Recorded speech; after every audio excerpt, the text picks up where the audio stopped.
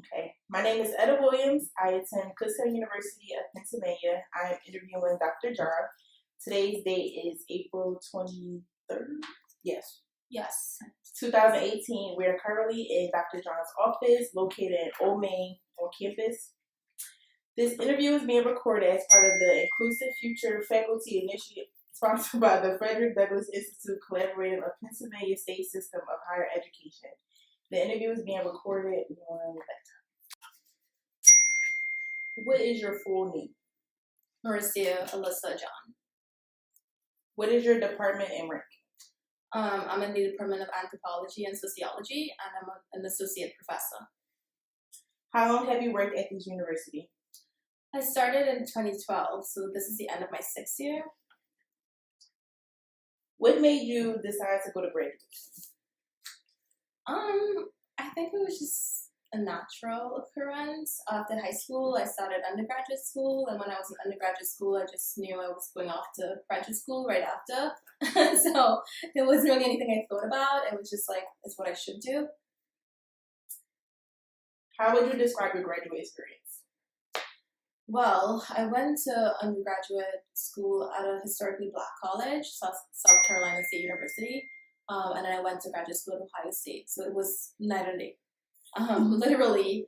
So it was a lot different from my undergraduate school experience. It was obviously, it's a bigger university, larger in number. Undergrad was predominantly Black. It was 5,000 students total. Here's Ohio State, predominantly white, 65,000 students total. So it was an adjustment, but the graduate school experience is a lot different from the undergraduate experience. I wasn't necessarily trying to find my identity or, trying to belong. I was just there to work and,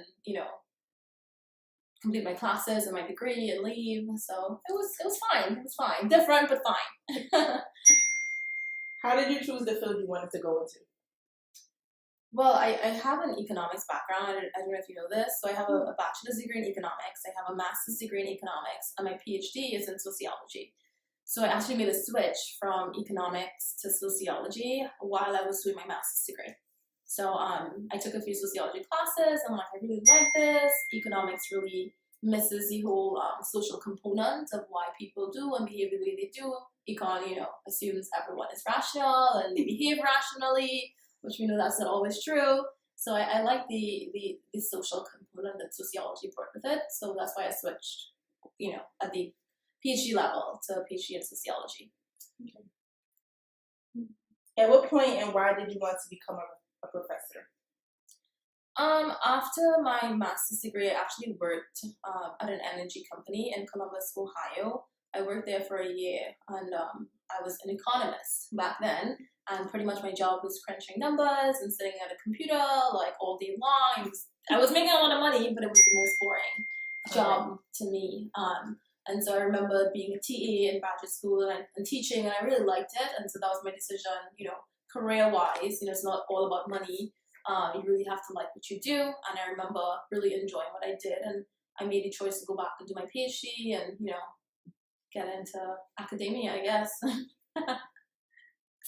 What are your responsibilities as a faculty member? So here at Kutztown University, we have teaching responsibilities, we have service responsibilities where we would sit on different committees at the department, college, university-wide level. I advise a number of student organizations, and then we have scholarship where we have to publish, we have to attend conferences, we have to write papers. So it's pretty much those three main areas. Okay. What is a day in the life of a professor like? Well, it varies. It depends. This is week 14 right now, so it's crazy. I don't know. Some days are less stressful than others. I have, we have a 4-4 teaching load. So Monday, Wednesday, Friday, I typically have 4 classes. So today is Monday. I had a class at 10 o'clock. I had office hours at 11 o'clock. I had a peer evaluation. I evaluated one of my colleagues at noon. I had a class at 1. I had a class at 2. A meeting with you at 3 o'clock. I have another meeting at 3:30. So that's just my Monday. Tomorrow's going to be way different. Tomorrow I have class at noon. I have office hours at 1:30. I have another meeting. So every day is different. And the life of a professor is no set date, which is what I like about it, right? It's very flexible. It's not mundane. It's not monotonous. It's never a dull day. What are some of the benefits of being a professor? For me, I really enjoy working with students. I think it's a very rewarding experience. Even though I'm teaching more or less the same classes every semester, it's never the same class, right? Because it's a different body of students, discussion is different, the dynamic is different. So I think for me, the best part is just student engagement, interaction, being an educator, seeing you guys graduate and go off to graduate school. And, that's definitely a rewarding experience. What's your favorite part of the job? And your least favorite part as well? I would say my favorite part is teaching. I can be having the worst day, and then I go into the classroom and I feel better. I'm like, oh my gosh, this is why, I'm in this profession. And it really, it doesn't feel like a job for me.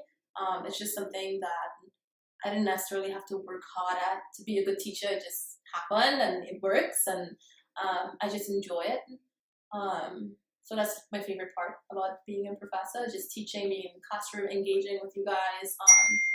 My least favorite part might be when I'm not making that connection, or I can't get through to you guys. And then, that's not very rewarding, which doesn't happen all the time, but there are instances where, you kind of reach a block. But, I find ways to work around it. How can professors get promoted or advance their careers at this institution? So the same thing I just told you in terms of our responsibilities. So teaching, being a good teacher, having good evaluations from students, from peers. Also scholarship, publishing, attending conferences, and service at the departmental level, the college level, and the university level. Okay. How do you define success in this profession? What makes a successful professor? I think someone who engages in those three areas and makes a constant effort to be better in those three areas, whether it's through teaching in the classroom, through your lectures, through, the way in which you engage your students, to your scholarship, how much you publish, where you publish, the quality of your publications, as well as service. What are you doing to serve your community, Kutztown University, students, at the college level, the department level, the university levels. I think a combination of all three really defines, how successful you are. Do you think it is important for more underrepresented minorities to become professors? I do. I really do. Especially teaching at a predominantly white institution. There is a need for professors of color, faculty of color that look like students of color, right? And so I think for students who are entering college, seeing faculty that look like them is very important, because it sends a message. I too can become this successful. I too can, attain these goals. So I think for a young African-American student, seeing, even though I'm Caribbean, seeing an Afro-Indo-Caribbean professor standing, teaching you, that sends a very strong message. And I think it sends a very important message to students that, your professor doesn't just have to be an old white guy. He can be a young woman of color, right? Because we know the image of a typical professor, and diversity makes that much difference for students of color. Is there anything that I did not ask that you would like to add? Oh, well, I know you guys are conducting this interview for the FDI, so I think it's important to reiterate the importance of not just recruiting students of color, but having the